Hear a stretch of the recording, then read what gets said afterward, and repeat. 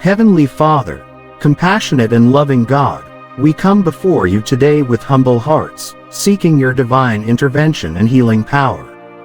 We acknowledge your sovereignty and your immeasurable love, extending to every corner of the earth and to every soul created in your image. We believe in your promises, as written in your holy word, and we cling to the hope that radiates from the pages of Scripture, a hope that assures us of your unwavering compassion and healing touch. We lift up to you, Lord, those who are suffering, those who carry the heavy burden of illness and pain. We remember your words in Isaiah 53:5, "By his wounds we are healed," a testament to the sacrifice of your Son, Jesus Christ, whose suffering on the cross brought redemption and healing to all who believe. We know that healing is not always immediate, nor does it always manifest in the ways we expect. Yet, we trust in your perfect timing and your perfect plan for each individual life. We pray for those who struggle with physical ailments, those whose bodies are weakened by disease, injury, or age. We pray for the restoration of their health, for the mending of broken bones, the healing of wounds, both visible and unseen. We pray for the strengthening of their immune systems, for the renewed vitality of their bodies, for the restoration of their energy and strength. We pray for the relief of pain, for comfort in suffering, and for the peace that surpasses all understanding. We pray for those who grapple with mental and emotional struggles. We pray for those burdened by anxiety, depression, fear, and despair. We pray for the healing of their minds, for the restoration of their emotional balance, for the release from the chains of mental illness. We pray for clarity of thought, for renewed hope, for the strength to face each day with courage and resilience. We ask for your comforting presence to envelop them, to soothe their troubled minds, and to fill them with your peace. We pray for those who are battling chronic illnesses, those who live with daily pain and limitations. We acknowledge the long journey they face, the challenges they overcome, and the unwavering faith they demonstrate.